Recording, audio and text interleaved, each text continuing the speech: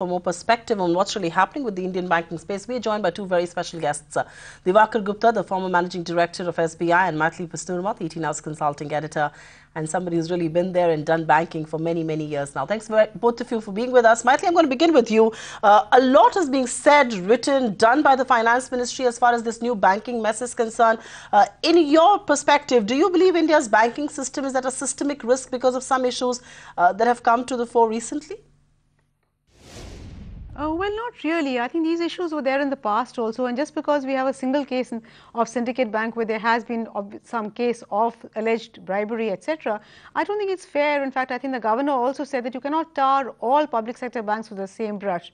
So the issues that are arising today are no different from what they were before, and actually asking the CVC to do an extensive investigation of all public sector banks would, I think, send a very wrong signal at this juncture.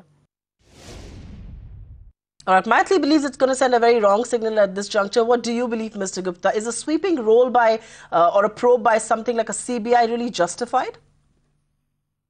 Well, that's a very hard question to answer. The fact is that if there is wrongdoing, then whoever is the wrongdoer must be brought to book. The problem is that can we really ignore the larger environment in any given context? I think that's where the challenge is.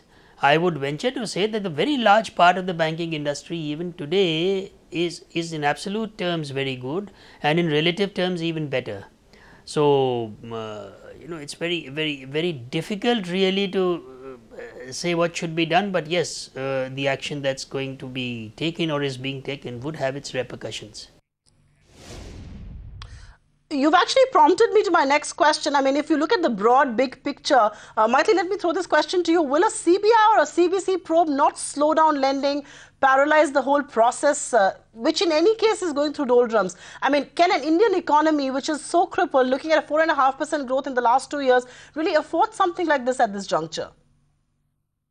Well, it certainly will create a great atmosphere of fear within public sector bank officials, because let us be very clear, in any decision that you take to lend, there's always the possibility of the decision going wrong, and as long as there is no malified intent, it is part of the business risk. Unfortunately, the CBI and the CVC don't quite understand how financial markets work, and it is quite possible that without intending to, they tend to get very ham-handed about it. So this would definitely impact the lending of public sector banks. They are likely to hold back on their lending, and that, I think, is an unnecessary complication at this particular juncture of our economy. Mr. Gupta, if I may come back to you, most banks already have lending norms, checks and balances in place, at least on paper, and they are rather extensive. When they fail, the question is, why do they fail? Is it because of corrupt officers alone? Is it because of political pressure, or sometimes even corporate pressure actually? No, I don't think it's either of them. The fact is that you will have credit decisions going wrong without any malifieds once in a while.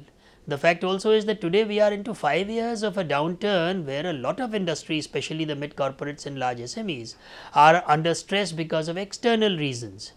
You will obviously have the odd cases where there could be wrongdoing. Now, the problem with those cases is that sometimes it is not that it is not known, and again the question is about having a uniform yardstick by which you will treat such occurrences across the social and the economic setup, rather than picking up one case or two cases and trying to make an example of it. Mr. Gupta, I'll let you have the final word. We're completely running out of time on this discussion. How can banks ensure that middlemen are kept out of the lending decisions?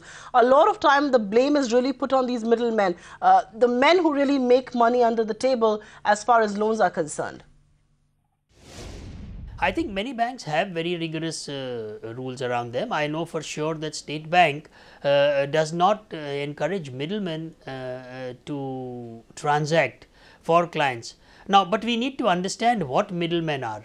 For SMEs and even mid corporates, there are going to be financial consultants, financial advisors who handle the client's requirements. I think if banks were to ensure that people coming to them come with a proper mandate from the prospective borrower and come along with the borrower, that should be fine.